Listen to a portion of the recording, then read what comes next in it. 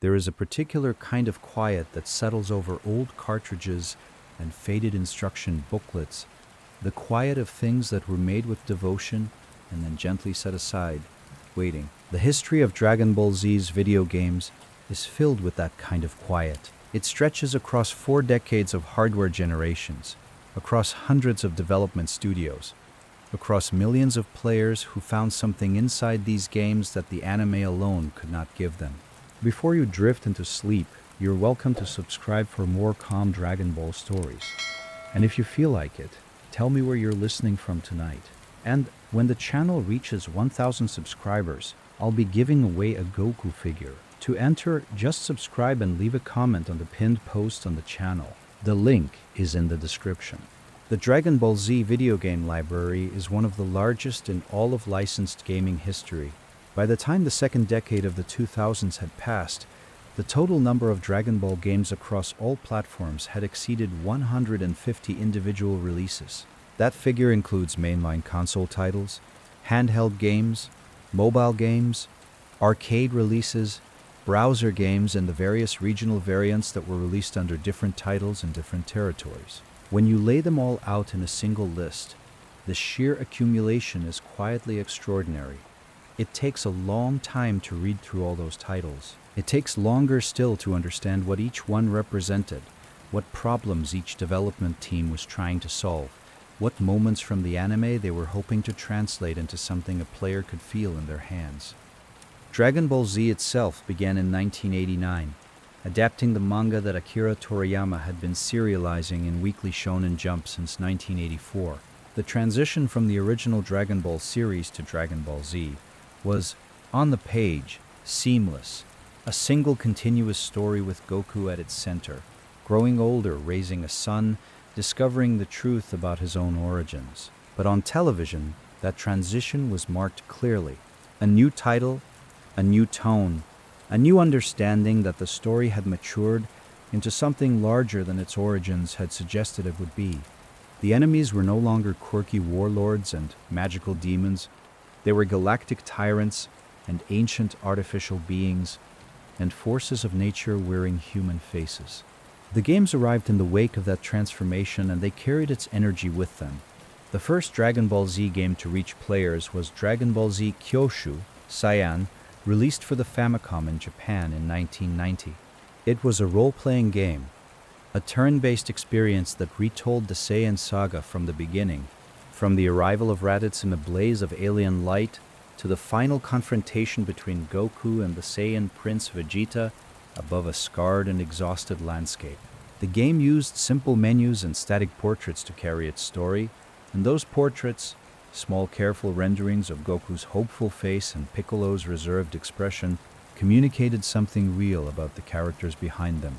What distinguished the game, even at this earliest stage, was its patience with the source material.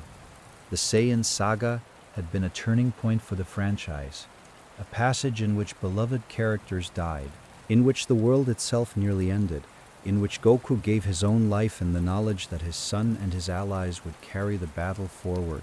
Kyoshu, Saiyan treated those moments with the gravity they deserved. Raditz's arrival was not softened.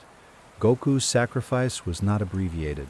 The grief that followed was allowed to settle before the next chapter began. For a Famicom game in 1990, that emotional fidelity was a quiet achievement.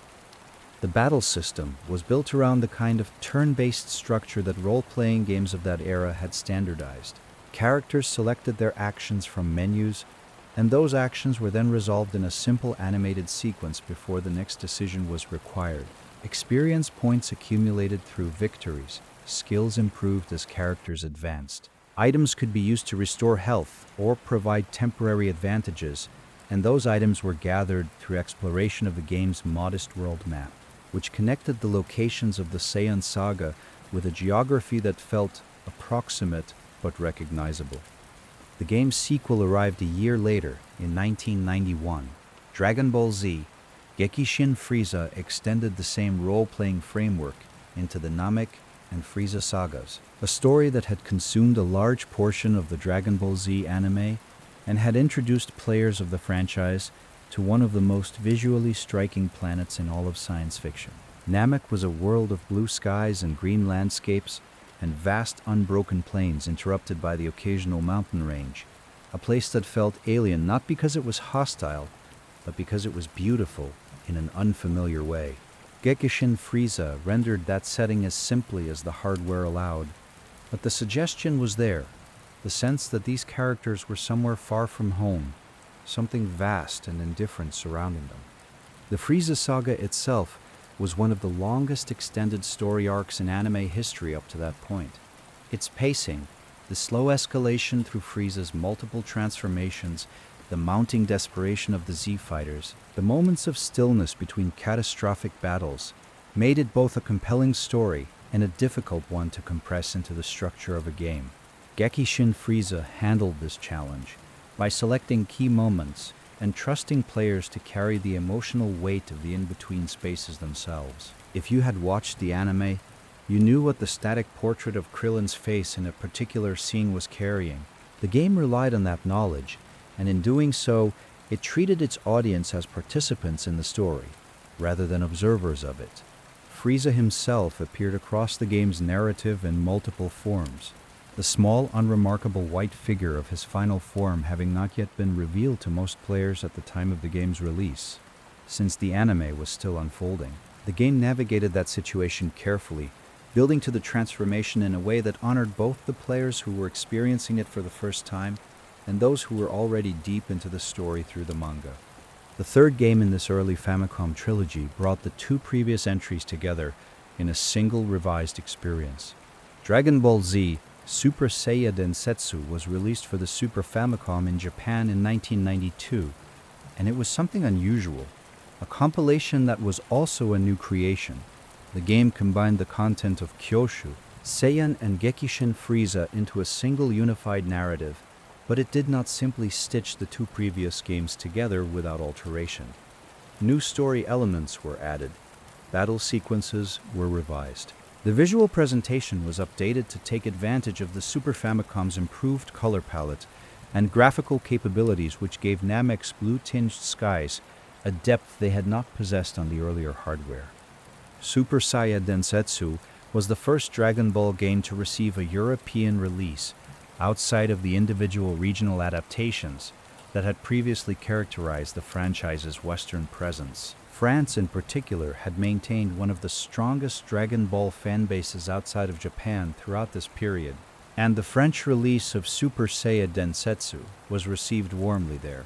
It was, for many French players, their first formal introduction to a Dragon Ball role-playing experience, and those players who encountered it have spoken about it with a particular warmth, the warmth of a first encounter that remained meaningful over many years. The game introduced a card-based battle system that added a layer of strategic depth to the turn-based combat the series had established.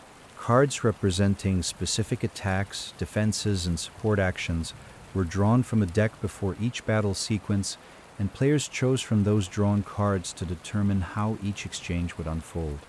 The system rewarded attentiveness, understanding which cards were in your deck, and managing the rhythm of their appearance was the difference between a smooth victory and a close and difficult one. While the Super Famicom was receiving its role-playing Dragon Ball Z experiences, a different kind of game was being assembled for its fighting game audiences. Dragon Ball Z Super Butoden arrived in 1993, and it changed the direction of Dragon Ball gaming in a way that would define the franchise's interactive identity for the next 3 decades. It was a one-on-one fighting game, a genre that Street Fighter II had elevated to cultural prominence just 2 years earlier, and it arrived at exactly the moment when the fighting game was at its most culturally significant. Every major platform was seeking fighting games. Every licensed property with a roster of distinct characters was being considered for adaptation into the format. Dragon Ball Z, with its cast of fighters each defined by unique techniques and power signatures, was an obvious candidate. Super Butoden's roster was drawn from the period of Dragon Ball Z the anime had reached at the time of the game's release, which meant characters from the Frieza saga and the early Cell saga were represented, while those who had not yet appeared in the story were absent. Goku was present in his base form and in his Super Saiyan transformation. Gohan appeared as his child self, determined and uncertain in the way that child characters in Dragon Ball often were. Vegeta carried his characteristic cold precision into his fighting animations. Piccolo moved with the measured confidence of a warrior who had survived multiple near-deaths and learned something useful from each one. The special moves in Super Butoden were mapped to specific button combinations in the manner of fighting games of that era. Goku's Kamehameha required a backward charge and a forward button press. Vegeta's Gallic gun used a similar input architecture, but in a slightly different arrangement, creating a mechanical distinction between the two fighters that reflected the narrative distinction between them. The game was not perfect. The hit detection was occasionally imprecise, and the artificial intelligence could be inconsistent. But it was recognizable. It felt like Dragon Ball in a way that the role-playing games, for all their emotional fidelity, could not quite replicate. The Super Butoden series grew through 2 additional entries in the years immediately following. Super Butoden 2 arrived in the same year as its predecessor, 1993, and it expanded the experience in several meaningful directions.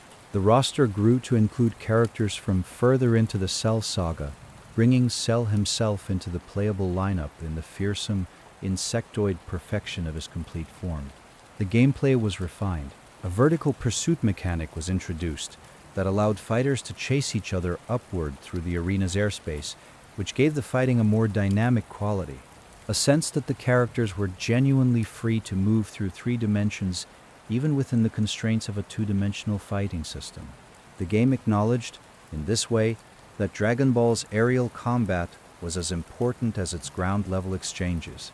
Super Butoden 3, released in 1994, completed the trilogy and extended its roster further still, into characters from the Buu arc, which was at that time still unfolding in the manga and only beginning to appear in the anime. The game's inclusion of early Buu arc characters was, in this sense, a form of gentle spoiler, an acknowledgement that the series was moving forward and that the game wished to move with it rather than wait. All 3 Super Butoden games remained regional releases, available in Japan, France, and Spain, but not distributed in North America through official channels. This meant that an entire generation of American Dragon Ball Z fans grew up without knowing these games existed, or knowing of them only through the second-hand accounts of players who had encountered them abroad. That absence shaped the way Western fans experienced Dragon Ball gaming history. It created gaps, and around those gaps, a particular kind of curiosity accumulated over time. Alongside the Super Famicom releases, the Game Boy was receiving its own branch of Dragon Ball gaming history. The Game Boy's hardware limitations were significant compared to the home consoles of the same era. Its screen was small and unbacklit. Its color palette was, in the original model, entirely absent, everything rendered in shades of green and black. Its sound capabilities were limited to simple tonal beeps and basic rhythmic patterns. And yet, Dragon Ball games were made for it, because the Game Boy was everywhere. It was in school bags and on long car journeys, and in the pockets of children who had nowhere near a television but still wanted to spend time in the Dragon Ball world. Dragon Ball Z, Goku Hisshoden, was released for the Game Boy in 1994, and it was an action role-playing game that followed a story set during the events of Dragon Ball Z's Namek saga. The game was simple in its mechanics, character movement, basic combat interactions, minimal exploration, but it was faithful to the visual identity of its source material in the way that mattered most on a small screen. The character sprites were recognizable, the story beats were familiar, the sense of being in that world, even in a reduced form, was present. What made these handheld Dragon Ball games quietly remarkable was not their technical achievement, it was the fact of their existence at all. Someone looked at the Game Boy's considerable limitations and decided that a Dragon Ball game was worth making anyway. Someone designed sprites within those constraints, arranged music within those sound channels, wrote story text within those memory limits, and delivered something that felt, against all odds, like it belonged in the same universe as the larger, more elaborate home console releases. The mid-1990s brought one of the most significant and enduring innovations in Dragon Ball gaming history. Dragon Ball Z, Idainaru Son Goku Densetsu, arrived in 1994 and introduced a mechanic that would be referenced and revisited by Dragon Ball games for many years afterward, the transformation system. The game allowed Goku to transform into Super Saiyan during battle, and this transformation was not merely a cosmetic change. The character's statistics changed. His attack animations changed. The energy effects surrounding him changed color and intensity. He moved differently. He sounded different. The transformation was, within the limited hardware of the time, a meaningful event. Something that happened to the character in a way that the player could feel as well as see. This emphasis on transformation would become one of the most defining characteristics of Dragon Ball gaming across all the decades that followed. It was not enough for a Dragon Ball game to include a character. It needed to include that character's transformations as well, because the transformations were not incidental to Dragon Ball Z's identity. They were central to it.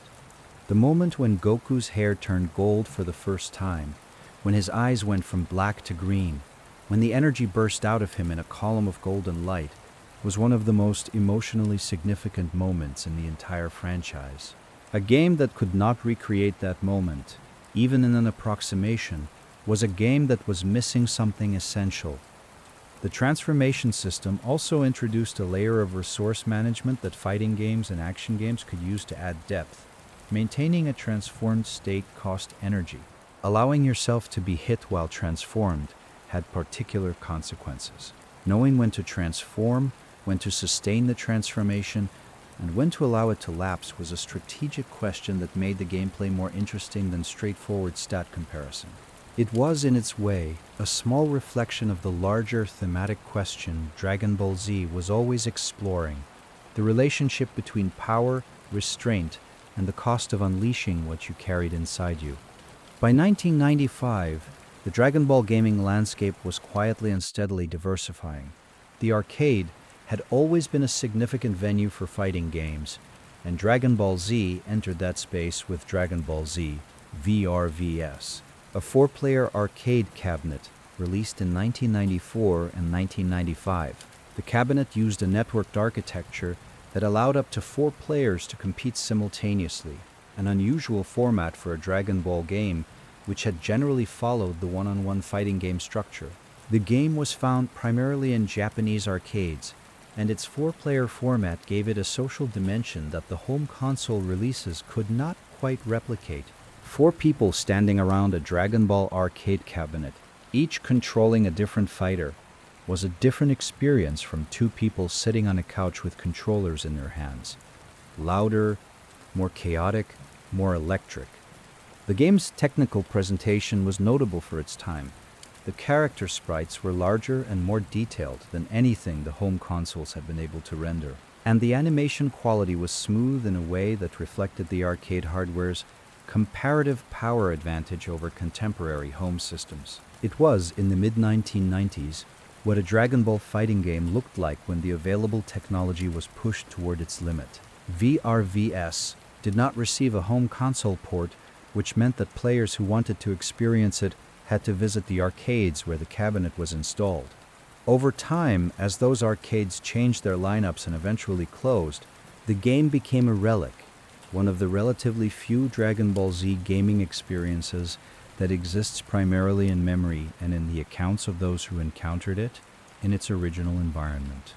The Nintendo 64 era began in Japan in 1996, and Dragon Ball arrived on the new hardware with a game that took a different approach to the fighting genre. Dragon Ball Z, Idainaru Dragon Ball Densetsu, also known in some regional references by the title The Legend, was released for the Nintendo 64 and the original PlayStation in 1996. It was one of the earliest Dragon Ball games to use 3-dimensional character models in real-time gameplay, and the transition from the flat sprites of the Super Famicom era to the rotating, solid models of the Nintendo 64 was a significant visual shift. The characters were now objects that existed in 3-dimensional space, figures you could orbit, fighters whose profiles changed depending on the angle from which the camera viewed them. The game's combat leaned toward a power level system that determined the outcome of clashes based on the relative strengths of the characters involved, rather than purely on player skill. This was a design choice that reflected one reading of Dragon Ball's internal logic. In the story, raw power was always a factor, and the strongest fighter often won regardless of tactical cleverness. Some players appreciated this approach as faithful to the source material. Others found it frustrating, preferring a system in which skill mattered more than the numbers underneath the surface. The visual novelty of three-dimensional Dragon Ball characters in real time was, however, significant enough to carry substantial interest. Seeing Goku and Vegeta rendered as solid figures that cast shadows and caught light from their three-dimensional arena was something that had not been possible before, and the game communicated clearly that the visual language of Dragon Ball gaming was about to change. The PlayStation era deepened the three-dimensional possibilities of Dragon Ball gaming considerably. Dragon Ball GT Final Bout was released for the original PlayStation in Japan in 1999, becoming the first Dragon Ball game to receive an official North American release in many years. The circumstances of its localization were unusual. By the time it reached North American shores, it was already 2 years old by Japanese standards, and the localization work was minimal. The English voice acting was sparse, the translation was functional rather than elegant, and the presentation reflected a game that had been made for a different market and adapted only partially for its new one. And yet Final Bout sold extremely well in North America, because by 1990 the Dragon Ball Z dubbed anime was beginning its run on Cartoon Network, and a generation of young American viewers was encountering Goku's story for the first time.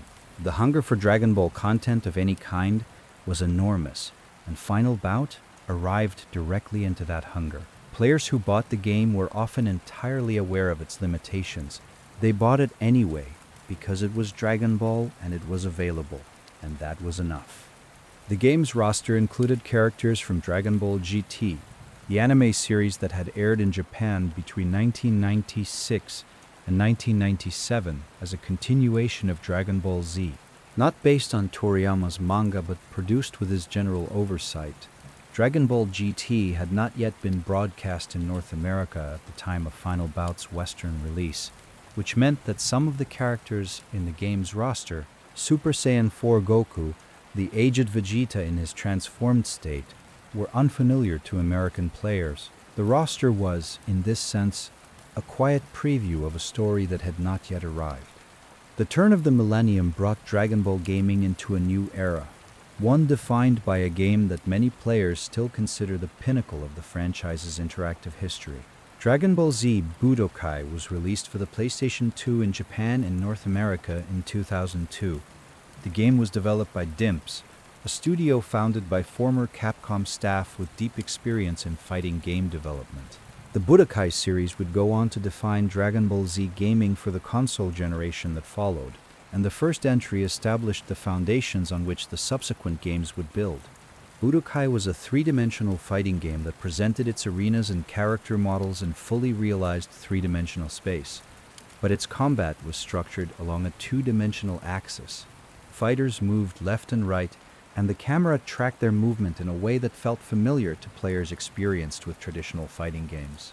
The character models were rendered with a cell shading technique that gave them the appearance of animation cells in 3 dimensions, smooth, flat areas of color bounded by visible black outlines, so that Goku and Piccolo and Vegeta looked like they had stepped out of the anime directly onto the screen.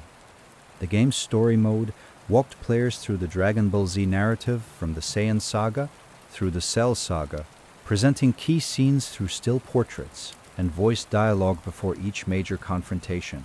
The voice cast for the English version was drawn from the Funimation dubbing team that had been working on the Dragon Ball Z anime since the late 1990s. Sean Schemmel as Goku, Christopher Sabat as Vegeta and Piccolo, Stephanie Nadolny as the young Gohan. Their performances in the game were continuous with their performances in the anime, and for North American players, hearing those familiar voices come from controllable characters on screen was a moment that carried a particular kind of emotional warmth.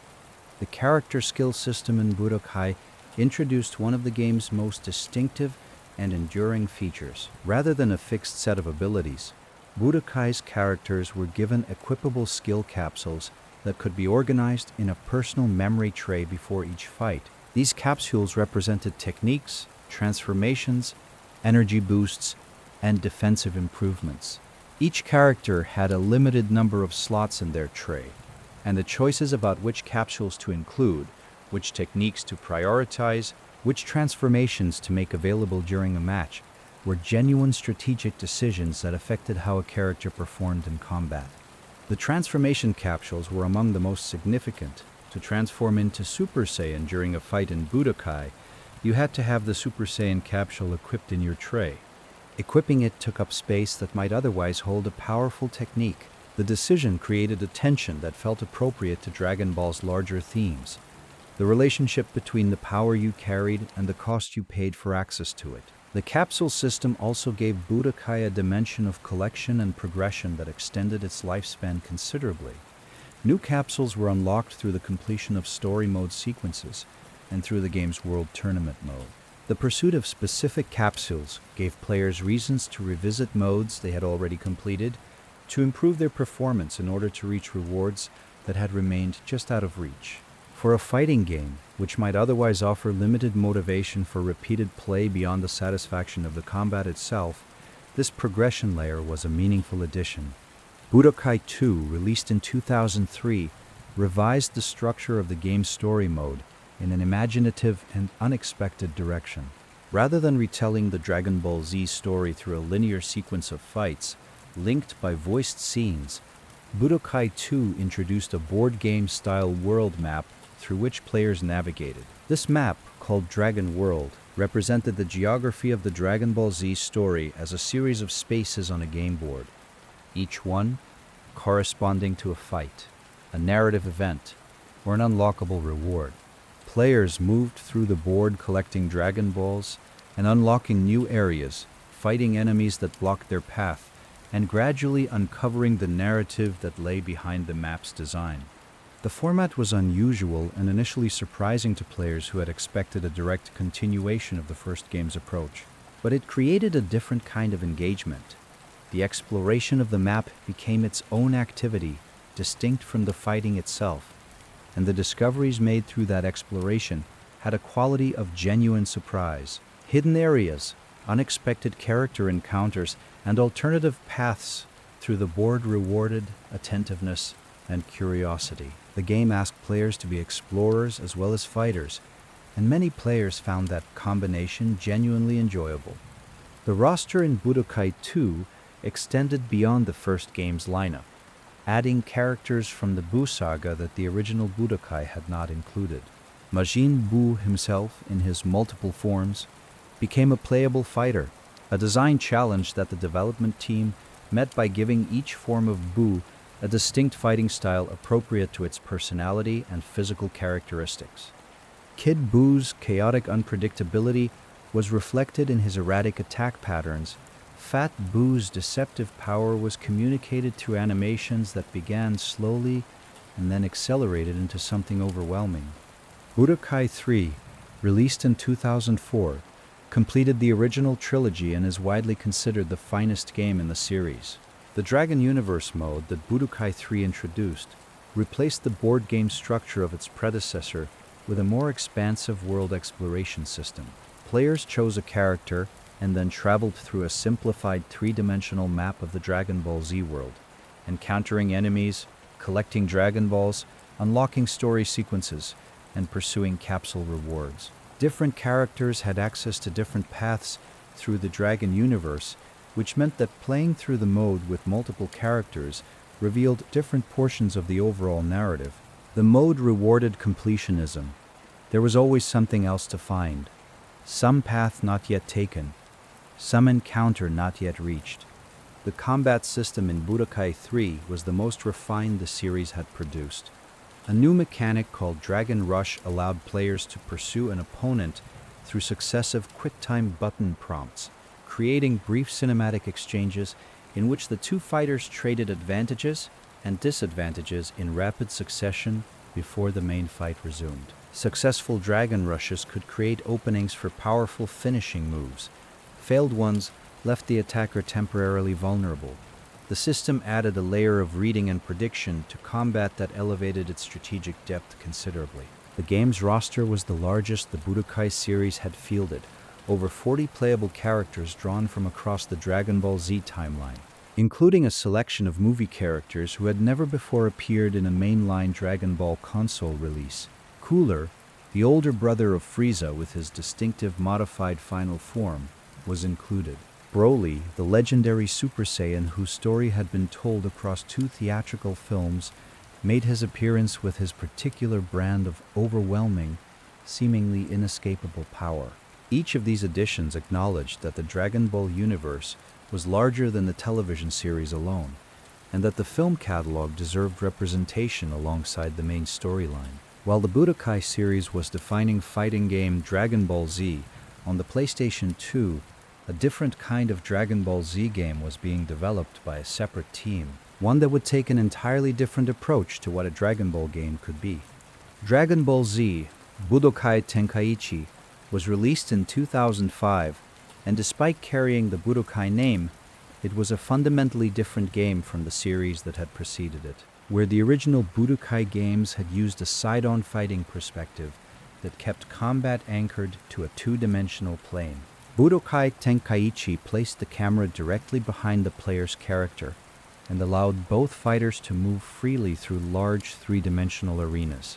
You were not watching your character fight, you were looking out from behind them, turning to track an opponent who might be anywhere in the arena's considerable space. The shift in perspective changed everything. Combat in Budokai Tenkaichi was not about positioning along a left-right axis. It was about tracking, predicting, and intercepting in 3 dimensions. An opponent might be directly above you, or far to your right, or hovering at altitude behind you. Finding them and closing the distance was the first challenge of every engagement. The game communicated in a way that no previous Dragon Ball fighting game had quite managed. The spatial freedom that the anime had always portrayed, the sense that these characters could move in any direction, and that battles were genuinely aerial events rather than gravity-bound exchanges at ground level. Budokai Tenkaichi's roster was enormous. The base game included over 60 playable characters, more than any previous Dragon Ball game, and the sequel that followed expanded that number considerably further. The series treated character inclusion as one of its core obligations, accumulating a catalog of fighters that covered not only the main characters of Dragon Ball Z's television series, but also a wide array of supporting fighters, film characters, villains from single episodes, and alternative universe variants of established figures. Budokai Tenkaichi 2, released in 2006, extended the roster to over 130 playable characters. The number itself was meaningful, an acknowledgement that the Dragon Ball universe was vast and that players wanted access to parts of it that the main story might touch only briefly. Characters who appeared for a single episode as named antagonists and then disappeared from the narrative entirely were made playable.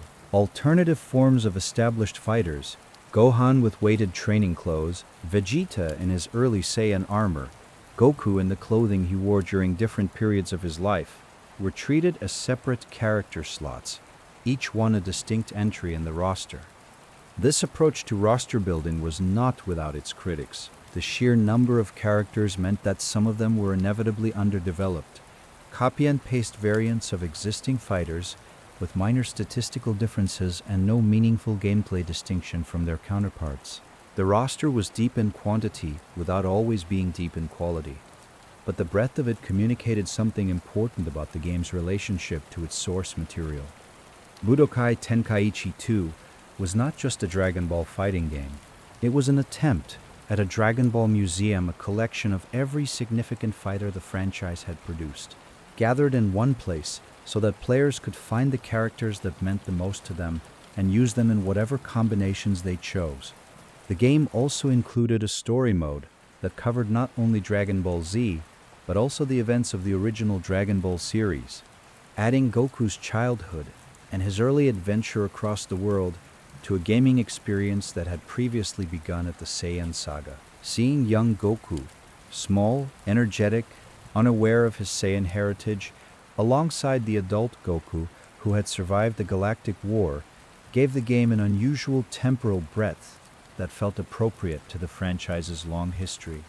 Budokai Tenkaichi 3, released in 2007, brought the roster to 161 playable characters, a number that remains among the highest in any Dragon Ball game ever produced. The game covered content from the original Dragon Ball series, Dragon Ball Z, Dragon Ball GT, the Dragon Ball Z television specials, a scope that no previous Dragon Ball game had matched. Characters who existed only in those television specials, Bardock in his final moments before Frieza's attack on planet Vegeta, Gohan's future timeline self in his desperate, weary conflict with the androids, were given fully realized movesets and place in a roster that felt genuinely encyclopedic. The Wi-Fi online multiplayer functionality that Budokai Tenkaichi 3 included for the Nintendo Wii version was the first time a Dragon Ball fighting game had allowed players to compete against opponents anywhere in the world through a home console internet connection. This was, in the history of Dragon Ball gaming, a meaningful threshold, the acknowledgement that Dragon Ball Z fighting games were now part of the broader connected gaming ecosystem, not merely local experiences. Players in Japan could compete against players in North America. Players in France could compete against players in Australia. The geographic barriers that had historically shaped the Dragon Ball gaming experience, the regional releases, the import-only titles, the absent localizations, became less relevant when the game could be played across any distance at all. The Wii had received Budokai Tenkaichi 3 with its motion controls adapted for the platform, but a different Dragon Ball experience arrived on the Wii that was designed from the outset for motion gaming. Dragon Ball Z, Budokai Tenkaichi 3's Wii-specific control scheme mapped the game's fighting inputs to the Wii Remote and nunchuck in ways that asked players to physically swing the controllers to attack, to tilt, and point to move in the arena, and to make specific gestures to execute special moves. The experience of swinging your arm forward to simulate a Kamehameha was different from pressing a button sequence to execute one. It engaged a different part of the body, created a different relationship to the action, and introduced a mild physical engagement that a standard controller could not provide. This gesture-based approach to Dragon Ball Z gaming would be explored further in subsequent Wii and later Kinect-era games, though with varying degrees of success. The ambition behind those experiments, the desire to give players a more embodied connection to the characters they were controlling, was sincere and interesting. The execution was sometimes less satisfying than the concept, because the relationship between physical gesture and on-screen action has always been difficult to calibrate precisely. But the underlying instinct that Dragon Ball Z's physical performance deserved a physical response from the player reflected a genuine understanding of what made the franchise's action compelling. The year 2008 brought Dragon Ball Z Burst Limit to the PlayStation 3 and Xbox 360. Burst Limit was a significant game for several reasons. It was the first Dragon Ball Z game to appear on Microsoft's Xbox 360 platform, extending the franchise's console presence into a territory it had not previously occupied. It was also the first Dragon Ball Z game to demonstrate what the franchise's fighters could look like on the hardware of that generation. The PlayStation 3 and Xbox 360 were capable of character models and lighting effects that the PlayStation 2 had been unable to produce, and Burst Limit used those capabilities to give its fighters a visual polish that made them look closer to the anime than anything that had preceded them. The cell shading technique that had defined the Budokai series' visual identity was refined in Burst Limit to take advantage of the new hardware's capabilities. The outlines around characters were sharper. The flat color fields within those outlines were more uniform. The lighting effects that fell across character models were more sophisticated, casting dynamic shadows that changed as fighters moved through the arena. The result was a visual quality that carried the feeling of watching the anime while playing the game, rather than watching the game approximate the anime. Burst Limit covered Dragon Ball Z's narrative from the Saiyan saga through the end of the Cell saga, stopping before the Buu arc. This limited narrative scope was a noted departure from the comprehensive coverage that the Budokai series had eventually achieved, and it was a point of some disappointment for players who had hoped to follow the entire Dragon Ball Z story in the game's higher quality visual presentation. The game compensated with a level of detail and emotional weight in the material it did cover. Each saga was given careful attention, and the dramatic moments within those sagas were presented with a solemnity that matched their significance in the source material. Mid-video, if you're still awake halfway through, maybe subscribe before you drift off, and tell me what time it is where you're watching from. The Z-Assist system in Burst Limit was one of the game's most distinctive mechanical contributions. During fights, players could call upon supporting characters to intervene briefly, delivering a strike, providing a defensive barrier, or disrupting an opponent's momentum. These assists were drawn from characters who existed within the narrative context of each particular saga. During Cell Saga fights, the available assists were drawn from the cast of the Cell Saga. During the Saiyan saga, the available assists were limited to the characters who existed at that point in the story. This narrative coherence gave the assist system a quality that purely mechanical implementations of similar features had not always achieved.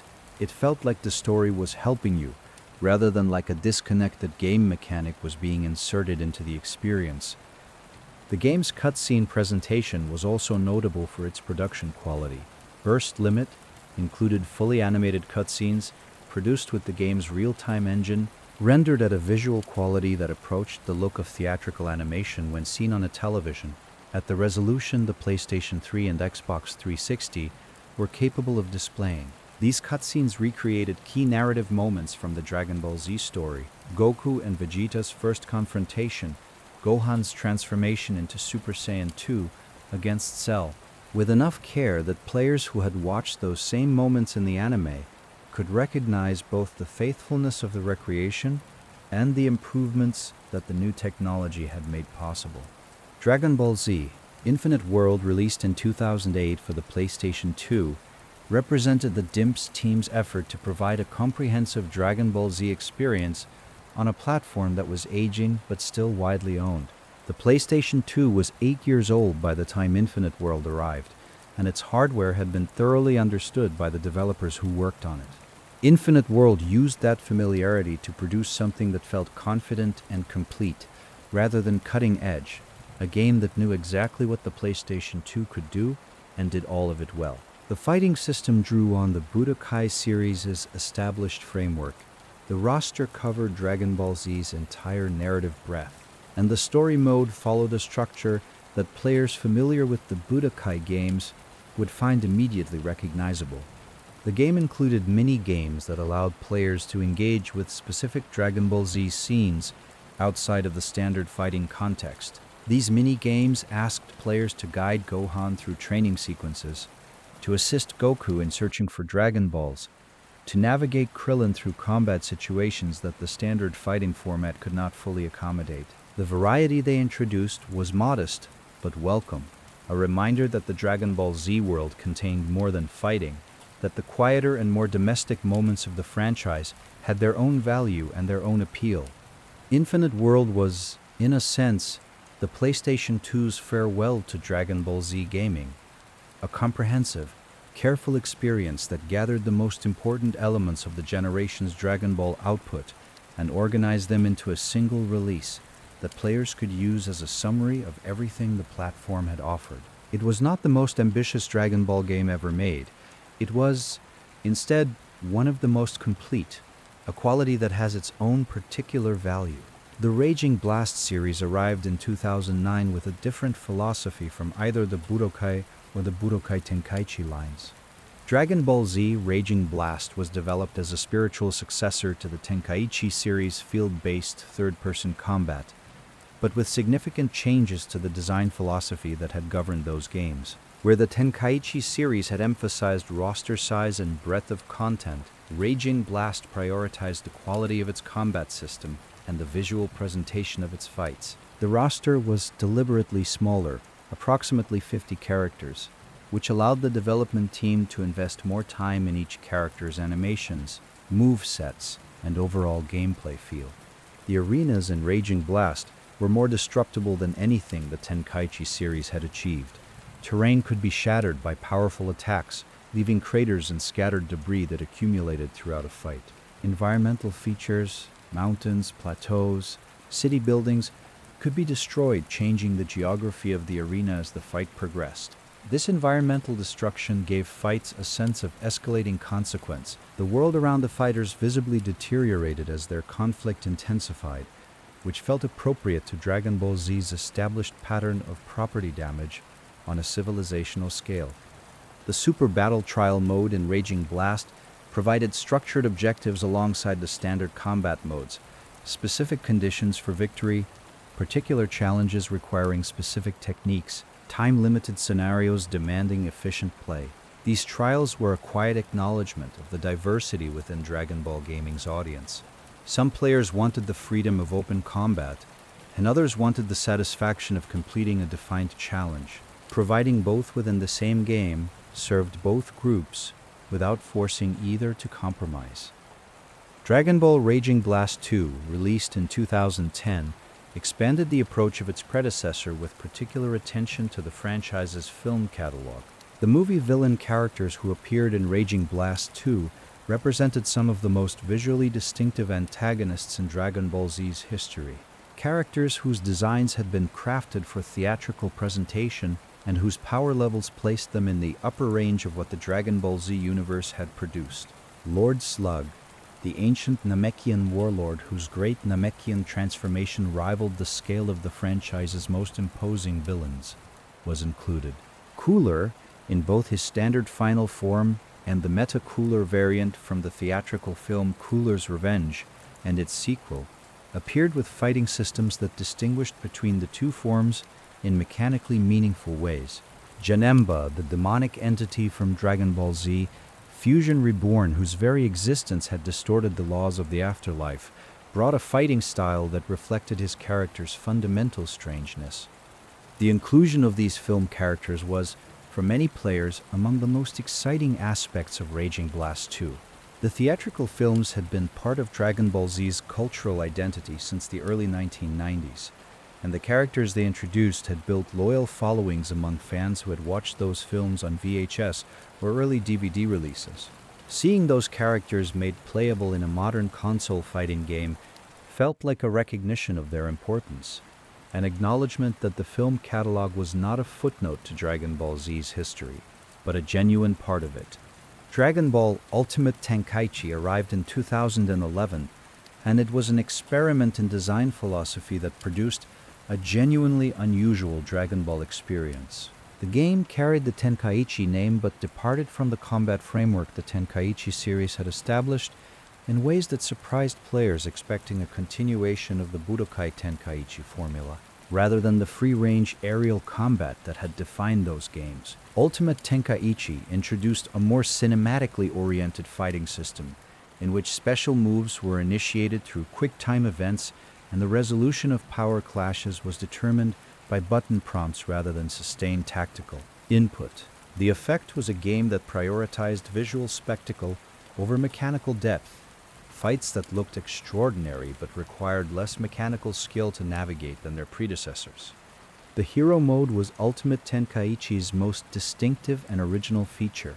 Players created a custom Saiyan character from a selection of physical appearances, combat styles, and skill sets, and then guided that character through an original narrative set within the Dragon Ball Z continuity. The created character interacted with the established cast of Dragon Ball Z, meeting Goku, training alongside Gohan, confronting Vegeta. And these interactions were written with enough care that they felt like a genuine extension of the world rather than a disconnected supplement. The character creation options in hero mode were modest by the standards of role-playing games, but they were meaningful within the context of Dragon Ball gaming. Players who had always wanted to insert a version of themselves into the Dragon Ball Z world, to fight alongside the characters they had watched and played as for years, found in hero mode an invitation that the franchise had not previously extended so directly. The emotional response to that invitation was for many players significant out of proportion to the sophistication of the creation tools themselves. Dragon Ball Z Battle of Z arrived in 2013, and it pursued a different structural idea from the fighting game format that had dominated Dragon Ball Z gaming. Battle of Z was a team-based action game rather than a one-on-one fighter. Players formed a team of up to 4 characters and engaged in combat scenarios against enemy teams, with the fights taking place in large, 3-dimensional arenas. The team format changed the nature of Dragon Ball combat in ways that were interesting and occasionally disorienting. Characters could support each other, protect each other from attacks, and coordinate their special moves for combined effect. The game rewarded an awareness of your teammates' positions and states, something that the one-on-one fighting games had never asked players to manage. The multiplayer infrastructure in Battle of Z was designed for online cooperative and competitive play, allowing players to form teams across internet connections and fight together or against each other in the game's various modes. This emphasis on multiplayer cooperation reflected a broader trend in gaming during the early 2010s, when online cooperative experiences were attracting the attention of developers across many genres. Dragon Ball Z's team-based combat, which the anime had explored extensively in the Tournament of Power and in the joint battles of the Cell and Buu sagas, was well suited to the cooperative format. The game's roster was substantial, and it included characters from Dragon Ball Super's early theatrical releases alongside the established Dragon Ball Z cast, marking one of the first times that content from the newly developing Dragon Ball Super continuity appeared in a mainline Dragon Ball gaming release. Dragon Ball Xenoverse, released in 2015, changed the direction of Dragon Ball gaming significantly. The game was developed by Dimps and introduced a concept that had been explored in smaller ways by previous Dragon Ball games, but had never been the central organizing principle of an entire game before. The concept of the player as a protagonist within the Dragon Ball universe. Rather than playing as Goku or Vegeta or another established character, the player created their own character from scratch, choosing a race from the Dragon Ball universe's available types, customizing their physical appearance, and then guiding that original character through an original story that intersected with the established Dragon Ball Z timeline. The available races reflected the major humanoid categories of the Dragon Ball universe. Human characters were versatile, with balanced statistics and a wide range of available skills. Saiyan characters offered higher combat potential, but required more careful management of their power levels. Namekians were physically resilient and capable of self-regeneration, reflecting the characteristics of Piccolo and his race in the anime. Majins, characters derived from the same species as Buu, offered unusual physical properties and particular defensive capabilities. Frieza race characters, modeled on Frieza's species, had transformations of their own that shifted their combat profile significantly. The story of Xenoverse involved the Time Patrol, an organization dedicated to preserving the Dragon Ball timeline against interference from outside forces. The player's created character was a new recruit to this organization, trained under the supervision of future Trunks, and deployed to moments in Dragon Ball history where the timeline was being deliberately distorted. Villains who had lost their canonical battles were being empowered by mysterious outside intervention. Events that should have resolved in particular ways were diverging from their established outcomes. The player's role was to enter these distorted moments, engage the empowered villains, and restore the timeline to its correct form. The Time Patrol concept gave Xenoverse a narrative framework that was both simple and expansive. Simple because its basic mechanics were easily understood.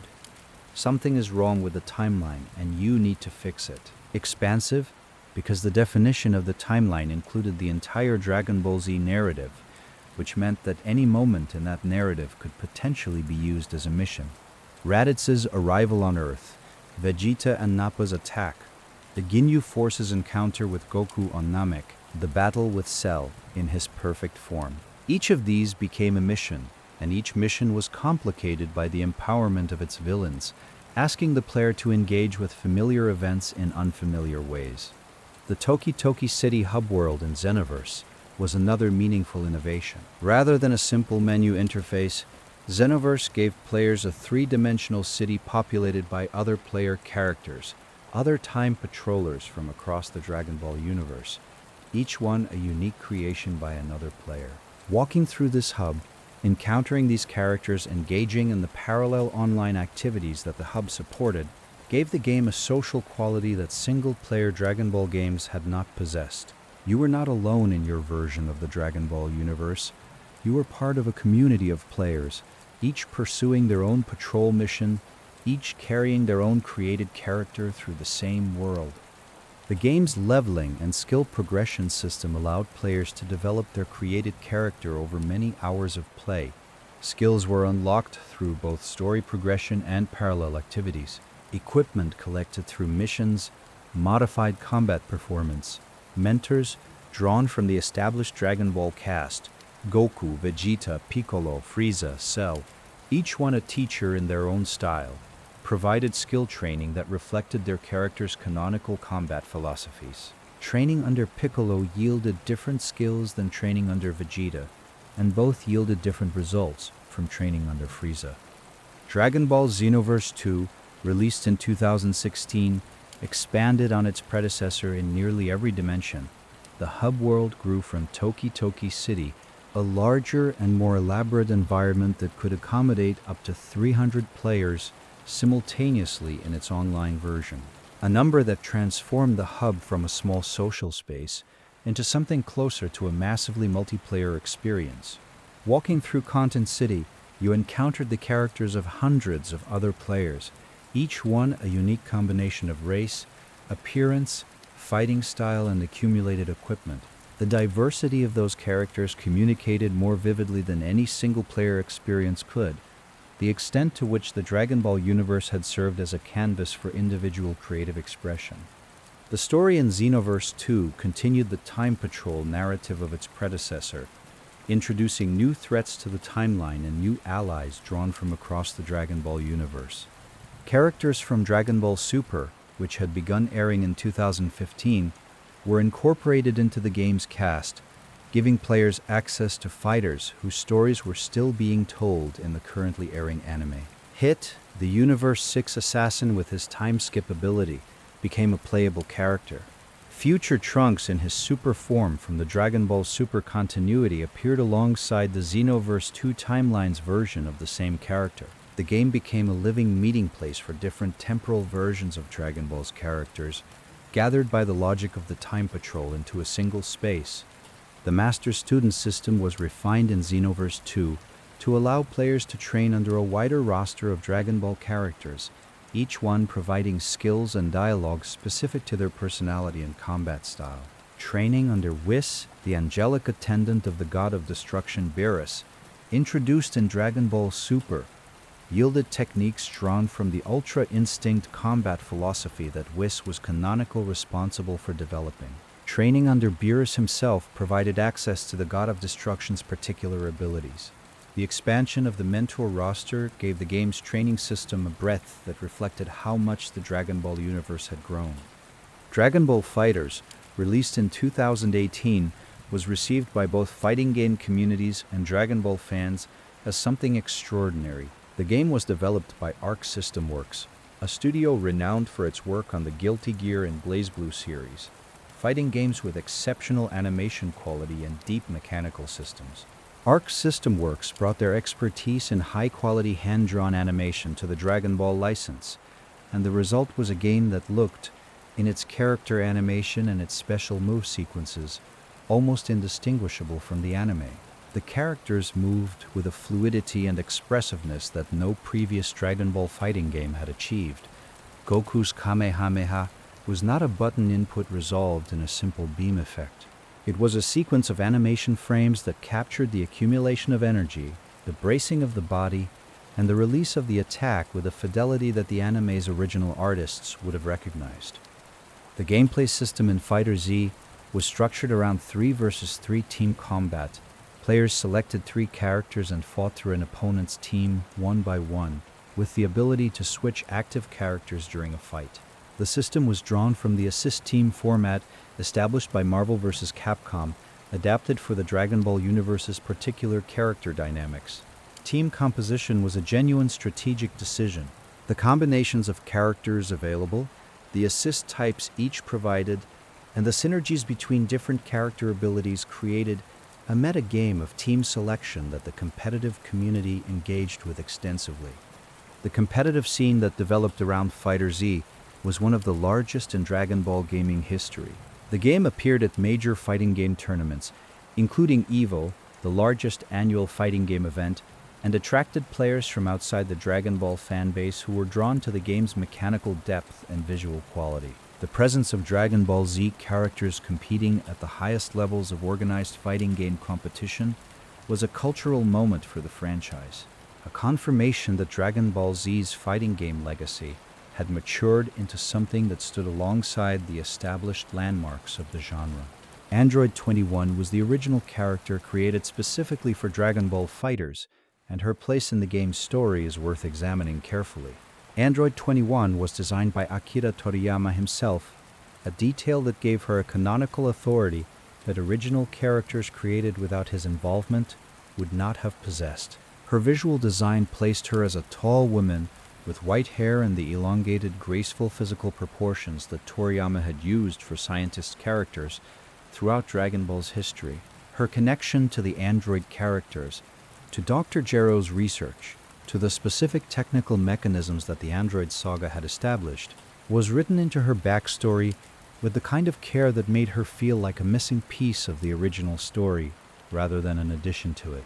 Her Majin form, triggered by the hunger that was her most fundamental character trait, gave her pink skin, dark eyes, and a fighting ability that drew from the absorbed powers of multiple Dragon Ball fighters. The visual contrast between her composed human appearance and the transformed state that her hunger drove her toward communicated something interesting about the character, the division between the intellectual, controlled person she wished to be and the consuming need that threatened to overwhelm her.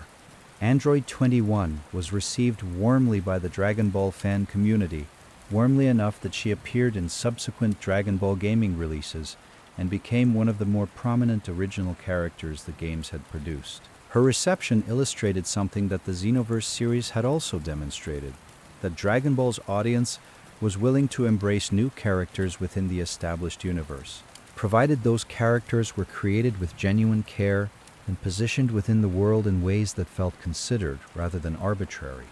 Dragon Ball Z, Kakarot, released in 2020, approached the Dragon Ball Z narrative from a perspective that no previous game had quite attempted. Rather than a fighting game or an action brawler, Kakarot was an action role-playing game with an open world structure, a game that asked players to inhabit the Dragon Ball Z world rather than simply fight within it. Players explored environments drawn from the Dragon Ball Z story, gathered items from those environments, cooked meals, fished in the rivers of Dragon Ball Z's Earth, and engaged in conversations with supporting characters who existed at the edges of the main narrative. The mundane activities of the Dragon Ball Z world, the domestic quiet between catastrophes, the training that filled the years between major conflicts, were given as much attention as the battles themselves. The open-world approach to Dragon Ball Z storytelling revealed something that decades of fighting games and action games had not been able to show: the texture of the Dragon Ball Z world as a place rather than an arena.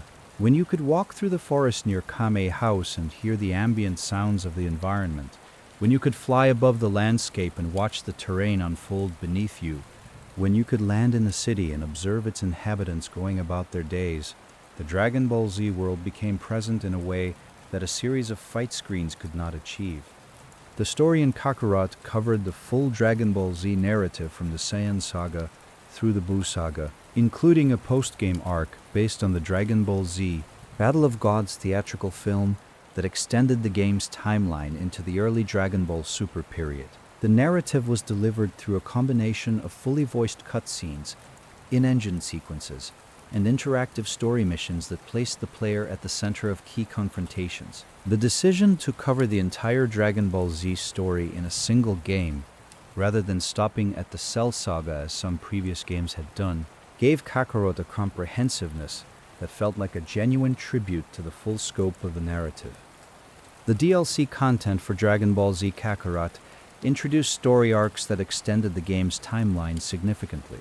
The History of Trunks, a Dragon Ball Z television special that had aired in 1993 and depicted future Trunks' bleak alternate timeline, was adapted into Kakarot's DLC with particular emotional care. The special had been one of the most affecting pieces of Dragon Ball Z storytelling, a quiet, almost elegiac account of how the Dragon Ball Z world had ended without Goku's survival, told from the perspective of future Trunks and the future Gohan, who were the last defenders of a devastated world. Adapting that story for an interactive medium required maintaining its tone, its fundamental sadness, its sense of loss that had accumulated without resolution, while creating space for the player to participate in its events. The Bardock DLC, covering the Dragon Ball Z television special Bardock the Father of Goku, approached an equally emotionally complex piece of Dragon Ball Z storytelling. Bardock's story was one of the franchise's most quietly tragic narratives, a warrior who discovered too late both the love he had neglected and the fate he could not prevent. The adaptation required finding the right balance between the player's ability to engage with and potentially alter events and the story's canonical necessity. The knowledge that Bardock's efforts would ultimately fail, that planet Vegeta would be destroyed, that the events the player was participating in would resolve as they had always been destined to resolve. These DLC expansions illustrated a quality that the best Dragon Ball gaming experiences had always possessed, the understanding that the franchise's emotional power came not only from its action sequences, but from its quieter moments. The bonds between characters, the weight of loss, the complicated relationships between parents and children, between former enemies who became allies, these were the elements that had made Dragon Ball Z endure, and the best games found ways to honor them alongside the spectacle of their combat. Dragon Ball Legends, released as a mobile game in 2018, introduced Shallot, an original character of particular narrative depth. Shallot was an ancient Saiyan of mysterious origins, whose memory had been fragmented, leaving him uncertain of his own history and identity. His investigation of those lost memories formed the backbone of Legend's long-form narrative, which unfolded across multiple seasons of story content and drew in characters from across Dragon Ball's various timelines. Shallot's design placed him within the visual language of Saiyan characters, while maintaining enough distinction to mark him as separate from the established lineage. His ancient armor, his unfamiliar combat style, his relationship to a version of Saiyan history that the main series had never explored in detail. The narrative structure of Dragon Ball Legends acknowledged that mobile games occupy a different relationship to their players than console games do. Where a console game is played in dedicated sessions and eventually completed, a mobile game is visited briefly and repeatedly across months and years. The story content of Dragon Ball Legends was designed for that pattern, released in installments, each one building on the established character investment without demanding that players remember every detail of every previous installment. Shallot's quest for his own identity was a story that could be paused and resumed without losing its essential emotional thread. The roster of Dragon Ball Legends was assembled through the gacha mechanics common to mobile role-playing games. Characters were available through randomized pulls from a rotating selection, with particular characters and variants appearing during limited-time events. This system created a different relationship to character availability than the fixed rosters of console fighting games. Whether specific characters were accessible to any particular player depended on a combination of persistent play, resource management, and the randomness inherent in the gacha structure. The production history of Dragon Ball games contains numerous details that illuminate the relationship between the games and the franchise they were adapting. The earliest Famicom Dragon Ball Z games were produced at a time when the anime was still in production, which created an unusual situation for their developers. They were adapting a story whose ending they did not yet know, working alongside an ongoing creative process, rather than drawing from a completed archive. Design decisions about which characters to include, which story moments to recreate, and which events to treat as permanent or provisional were made under conditions of genuine uncertainty. Characters who were alive in the anime at the time of a game's development might not remain so by the time the game reached players. This situation repeated itself throughout the Dragon Ball Z gaming history in various forms. Games that were developed during the Dragon Ball Super period were adapting content from an anime that was airing concurrently with their development. Characters from Dragon Ball Super whose stories had not yet been resolved, whose power levels had not yet been established, whose fates had not yet been determined, were being included in game rosters based on the best information available at the time. The adaptation of an ongoing creative work is always a negotiation with uncertainty, and the Dragon Ball gaming catalog reflects that uncertainty in the timing of its various releases and the completeness of its various rosters. The voice acting history of Dragon Ball Z games is a dimension of the game's production that connects them to the broader history of the franchise. The Japanese voice cast for Dragon Ball Z, with Masako Nozawa as Goku, Ryo Horikawa as Vegeta, Mayumi Tanaka as Krillin, had been providing those performances since the anime began in 1989. By the time Dragon Ball games were being produced in significant numbers for the PlayStation 2 generation, the cast had been voicing these characters for over a decade. Their performances in the games were continuous with their performances in the anime. The same voices developed over years of collaboration with the material, bringing to each line of game dialogue the accumulated understanding of the characters they had inhabited so thoroughly. The English voice cast, developed by Funimation through their localization of the Dragon Ball Z anime, had a similar relationship to their characters. Sean Schemmel had been voicing Goku in the English dub since 1998. Christopher Sabat had been voicing Vegeta for the same period. When these actors recorded game dialogue, they were drawing on years of work with the same characters, and the consistency of their performances across both the anime and the games gave the gaming experiences a continuity that players who had grown up with both versions of the franchise recognized and appreciated.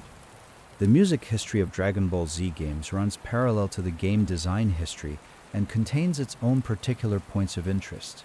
The earliest Dragon Ball Z games used chiptune renditions of music from the anime, simplified arrangements of existing themes, adapted for the sound capabilities of whatever hardware was hosting the game.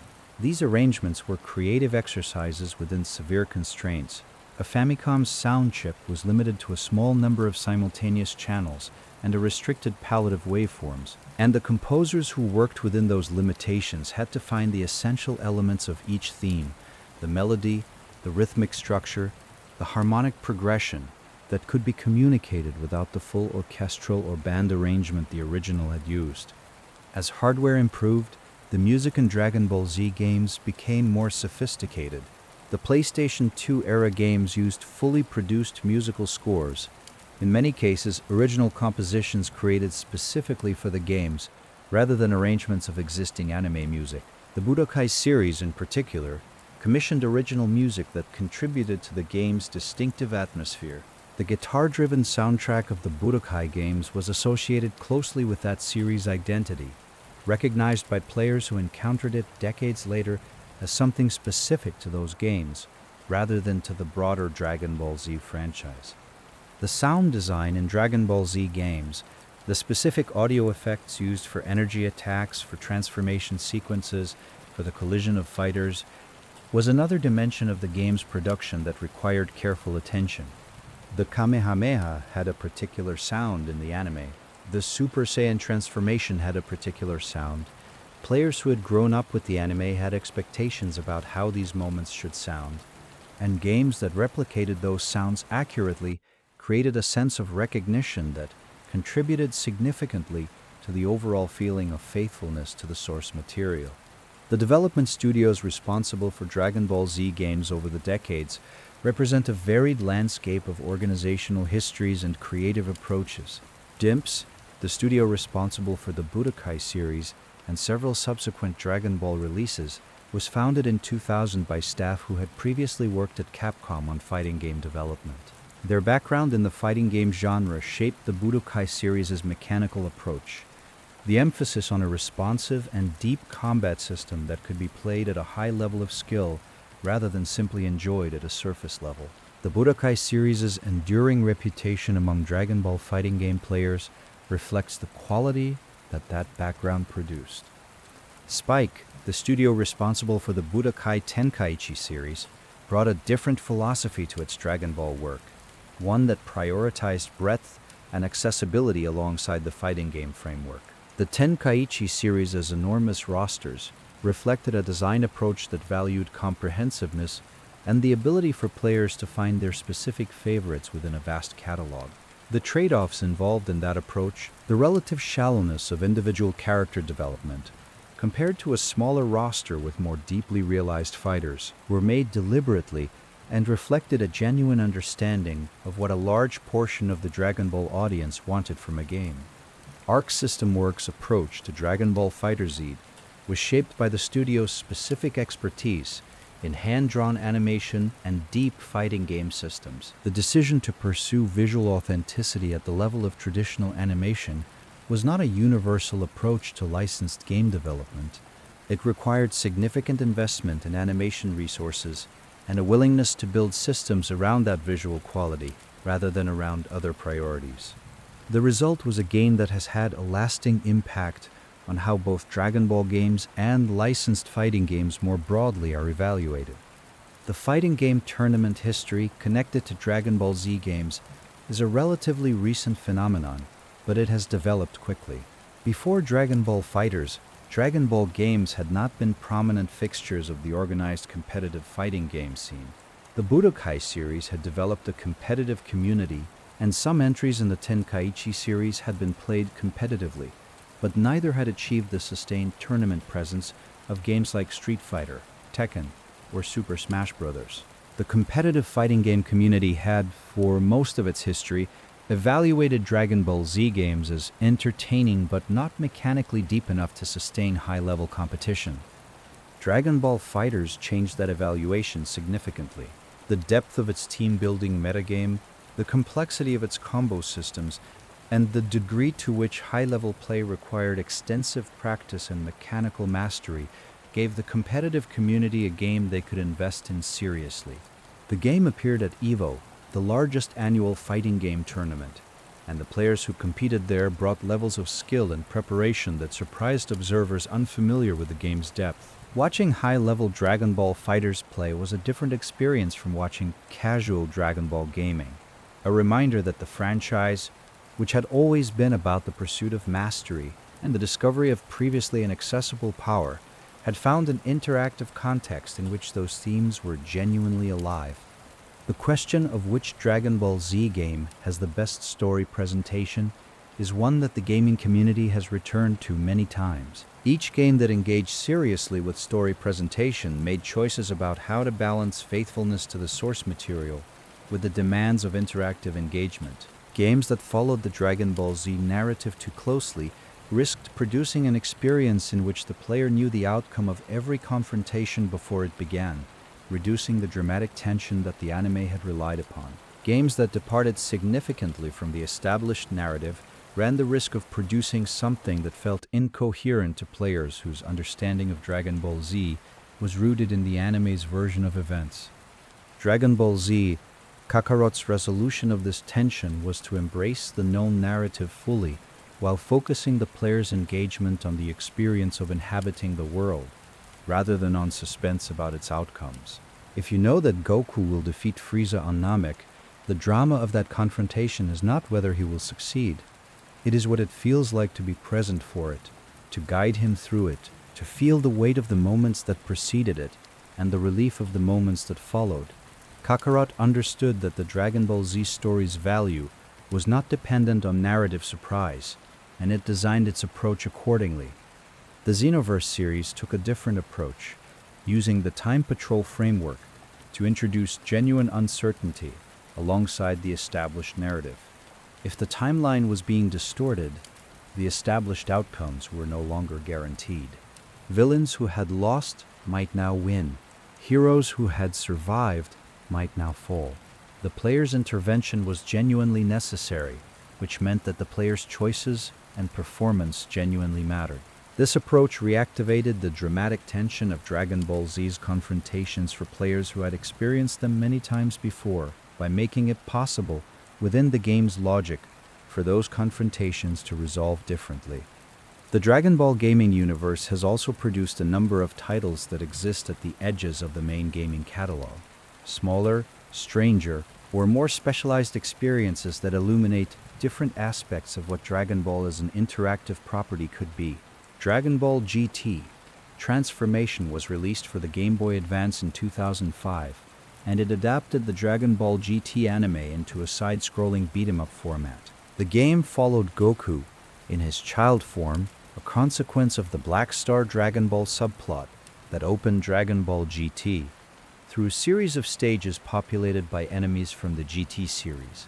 The side-scrolling format was familiar from decades of action games, and the Dragon Ball GT content gave it a freshness that kept it from feeling purely generic.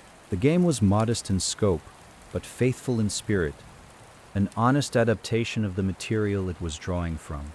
Dragon Ball Z Buu's Fury, released for the Game Boy Advance in 2004, was a large and technically ambitious release for its platform.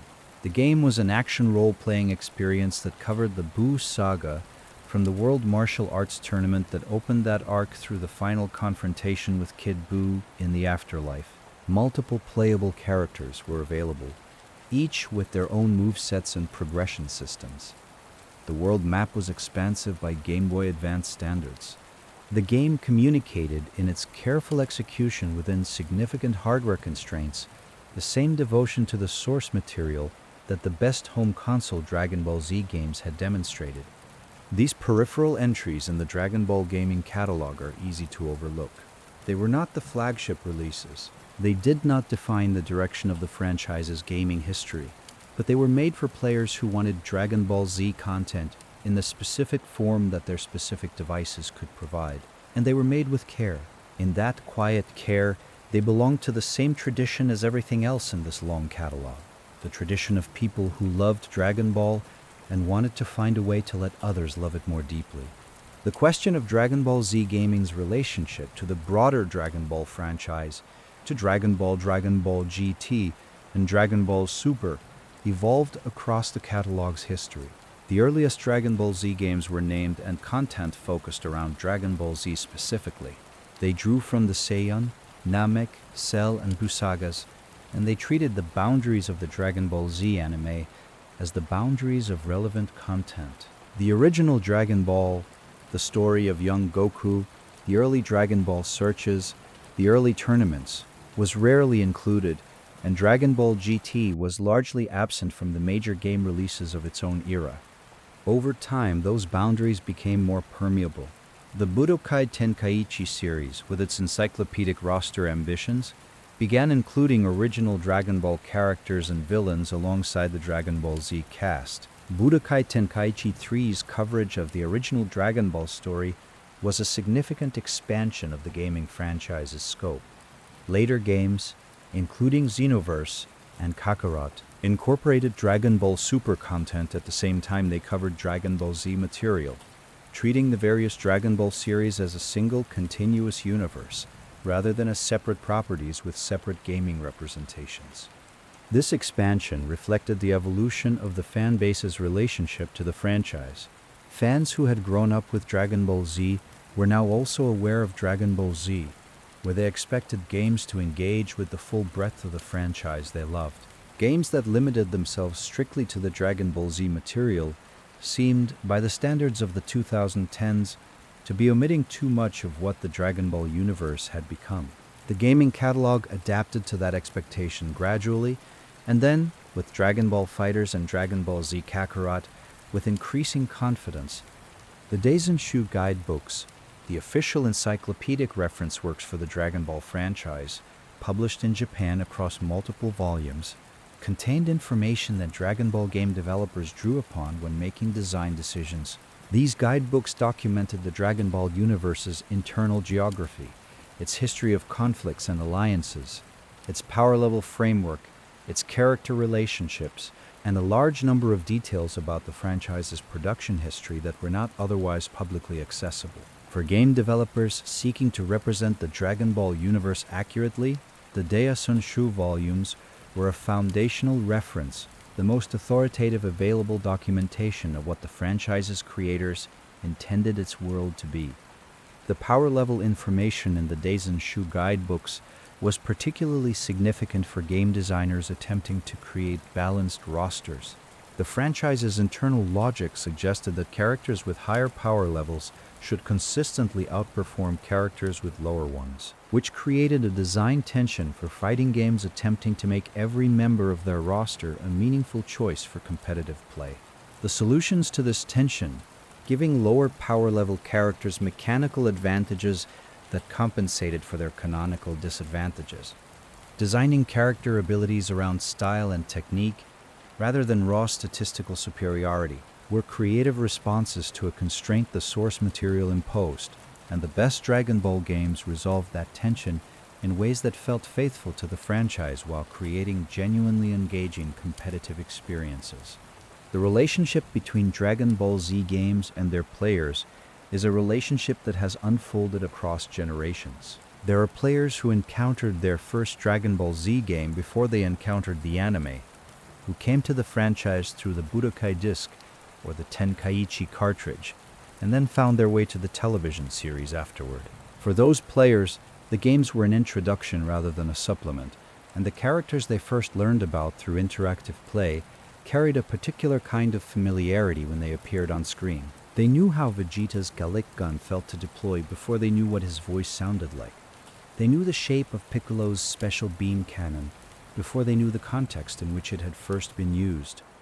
There are also players who grew up with the anime and then encountered the games as an extension of a world they already loved, who brought their knowledge of the narrative and the characters to their first experience with a Dragon Ball Z fighting game, and found in the game a different kind of presence than the anime had provided. They could control these characters, they could make choices for them, they could experience the confrontations of the Dragon Ball Z story not as observers, but as participants, however indirect. That participation created a relationship to the material that was its own thing. Not the same as watching the anime, not a replacement for it, but a different mode of engagement that illuminated the franchise from a different angle. Both of those kinds of players, those who came through games and those who came through anime, now constitute the Dragon Ball gaming community, and they bring different expectations and different memories to each new release. When Dragon Ball FighterZ arrived in 2018, it was received by players who had a combined breadth of Dragon Ball experience that would have been impossible to predict from the vantage point of the franchise's early gaming history. They had played Budokai and Budokai Tenkaichi and Xenoverse in every iteration in between. They had watched Dragon Ball Z and Dragon Ball Super and the theatrical films. They had read the manga and the Daisenshu guidebooks. They were, as an audience, deeply informed, and their deep informedness set a standard for the games that tried to serve them. The games that succeeded within those expectations did so by demonstrating a similar depth of engagement with the material. Dragon Ball FighterZ's visual quality communicated clearly that Arc System Works had studied the anime carefully, had paid attention not just to the character designs, but to the specific way those characters moved, the timing of their animations, the particular visual rhythm of Dragon Ball Z's action sequences. Dragon Ball Z, Kakarot's world design communicated that CyberConnect 2 had paid attention to the parts of the Dragon Ball Z world that the fighting games had never been able to represent: the forests, the cities, the domestic spaces, the geography of a world that was recognizable and alive. The history of Dragon Ball Z games is also, in a quieter way, a history of what the franchise meant to the people who made the games. The developers who worked on Dragon Ball Z games were in many cases fans of the franchise themselves, people who had watched the anime during their own childhoods and who came to the development work carrying the same affection for the material that the players they were making the games for carried. When the lead animator for a Dragon Ball Z game spent extra hours perfecting the timing of Goku's Super Saiyan transformation sequence, that extra time reflected not only professional diligence, but also personal investment, the investment of someone who understood why that moment needed to feel right. That kind of personal investment is detectable in the games that benefited from it, even across the distance of years. The Budokai series' commitment to visual authenticity through cell shading, the Tenkaichi series' ambition toward an encyclopedic roster, FighterZ's extraordinary animation quality, Each of these represented a choice to do more than the minimum, to invest resources in something that mattered beyond the technical requirements of the task. Those choices were made by people for whom Dragon Ball Z was not merely intellectual property to be adapted, but a world they cared about, and their care is visible in the results.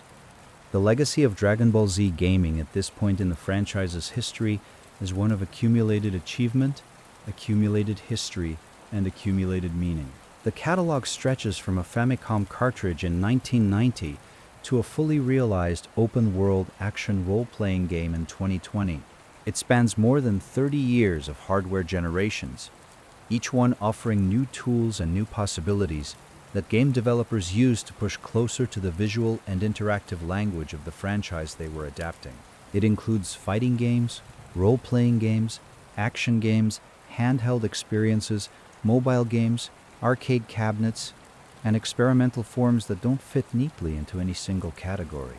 It includes games that were never translated, games that were translated imperfectly, and games that were translated with care and affection that came through in every line of localized dialogue. The sheer breadth of that catalog is itself a form of tribute to the franchise it represents. Dragon Ball Z has inspired people, developers, players, composers, animators, voice actors, across decades and across cultures to make something new from the material it provided. Each game in the catalog is evidence that someone found something in Dragon Ball Z worth recreating, worth the considerable investment that creating an interactive experience requires. The imperfect games are evidence of that devotion as much as the exceptional ones, because even the games that didn't fully succeed were made by people who cared enough to try. There is a particular feeling that comes with returning to a Dragon Ball Z game you played many years ago. The mechanics are remembered before you consciously recall them.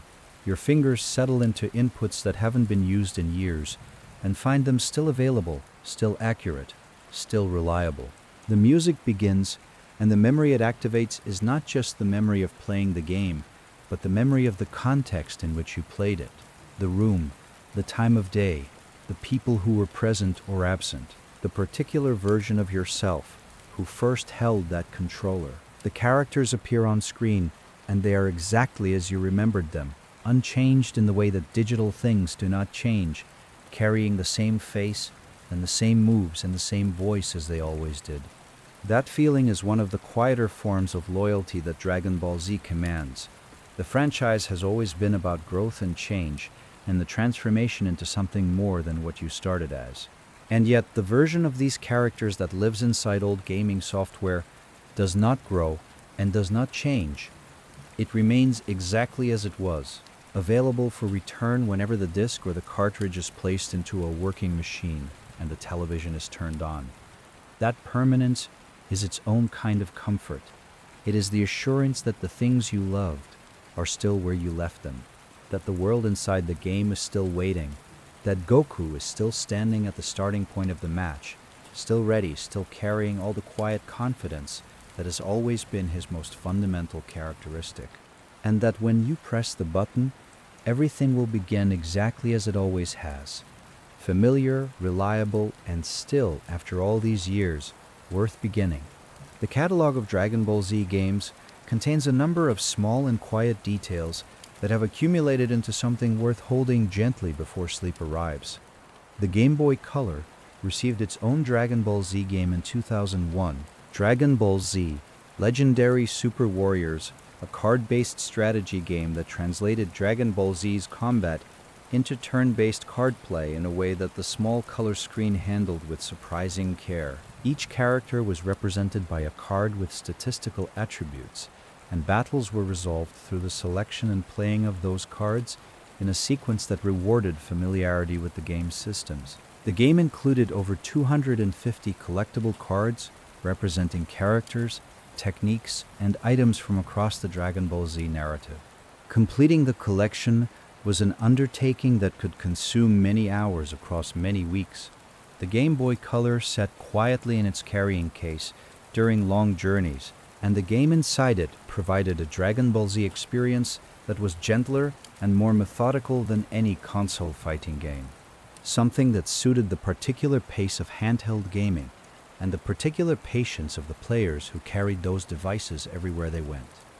The Nintendo GameCube received Dragon Ball Z Budokai in 2003, a version of the PlayStation 2 game adapted for Nintendo's console, which came with certain visual upgrades and a refined interface that reflected the development team's experience with the PlayStation 2 version. The GameCube's particular hardware architecture meant that the game needed to be rebuilt in certain technical dimensions rather than simply ported, and the work invested in that rebuilding produced a version of the game that some players preferred for its visual presentation. The GameCube was never as prominent a platform for Dragon Ball Z games as the PlayStation 2, but the presence of Budokai on Nintendo's console meant that a generation of GameCube owners who did not own a PlayStation 2 had access to the foundational Dragon Ball Z fighting game of their era. The Dragon Ball Fusions game, released for the Nintendo 3DS in 2016 in Japan and 2017 in North America, explored a concept that Dragon Ball Z had introduced during the Buu saga, and that fans had always found compelling: the fusion of two characters into a new combined being. The game's battle system allowed players to fuse characters from across Dragon Ball history in combinations that the anime had never depicted, producing new fighters with combined movesets and appearance elements drawn from both source characters. The fusion system generated an enormous number of possible combinations, and the exploration of those combinations, discovering what unexpected pairings produced. What the game's artists had imagined as the combined appearance of two particular characters was itself an engaging and occasionally surprising activity. The Nintendo DS and its successor, the Nintendo 3DS, hosted several Dragon Ball gaming experiences that explored the portable dimension of the franchise with particular care. Dragon Ball Z Supersonic Warriors, released for the Game Boy Advance in 2004, brought a refined two-dimensional fighting experience to the handheld, one in which each character had a team of 3 fighters supporting them, and the outcome of each match was determined by the accumulated performance across the full team's involvement rather than by a single fighter's endurance. The 3-on-3 team format gave the game a strategic depth that single-fighter portable games had not always achieved. Dragon Ball Z Attack of the Saiyans, released for the Nintendo DS in 2009, was perhaps the most traditionally structured role-playing game the franchise had produced since the early Famicom era. A turn-based experience with job system mechanics, a party of characters drawn from the early Dragon Ball Z cast, and a narrative that covered the period between the original Dragon Ball series and the opening of Dragon Ball Z with a level of detail, an invention that the main games had not previously explored. The original story content that Attack of the Saiyans introduced to fill the narrative gaps in that transitional period was treated with sufficient care that players familiar with the franchise accepted it as a comfortable extension of the material they loved rather than as an imposition on it. The games are patient in the way that all good things are patient. They do not demand that you return to them. They do not reach out across the years to remind you of what they contain. The history they hold is not urgent. It has no deadline. The fact that Nappa's boss fight in the original Famicom RPG was one of the most technically demanding encounters the system had produced at that time does not expire. The detail that the Super Butoden series used a color-coded energy system to differentiate between characters' ki attacks so that Goku's blue Kamehameha and Vegeta's purple Gallic gun were visually distinct at a glance does not become less interesting because decades have passed since those games were made. The knowledge that Dragon Ball FighterZ was the first Dragon Ball game to be played seriously at the highest levels of organized international fighting game competition remains, whatever year it is when you are hearing this, a quiet point of pride for the franchise and for the community that supported it. They simply remain, the code intact, the characters present, the music still ready to play when the hardware is woken from its long dormancy. The Budokai disc sits wherever it was placed. The Tenkaichi 3 cartridge waits in whatever drawer or shelf has been its home for however many years have passed. The digital files of the Xenoverse games exist on whatever hard drive stores them, undiminished, unchanged, ready. All the useless and useful facts of every Dragon Ball Z game ever made are contained somewhere within those preserved packages. The detail about the card-reading data peripheral, the fact that Dragon Power was Dragon Ball with the branding removed, the knowledge that Budokai Tenkaichi 3 included 161 playable characters, the understanding that FighterZ's animation was made by people who loved the anime deeply enough to study its rhythms. All of it is in there, waiting, patient, available for anyone who arrives with attention and time and a willingness to look carefully at something that was made with care. Tonight, that patience extends to you. You do not need to remember every detail of what has been said here.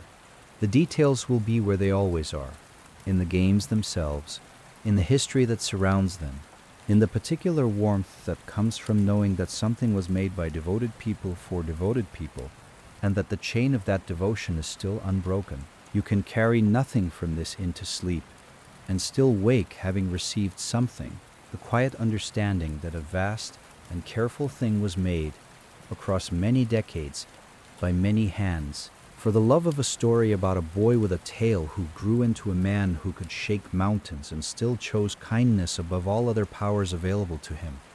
Thanks for spending this time in the Dragon Ball universe with me. If you'd like to keep drifting, another video is ready on the left of your screen. Maybe let it play as you close your eyes. Sleep might find you before the next story finishes.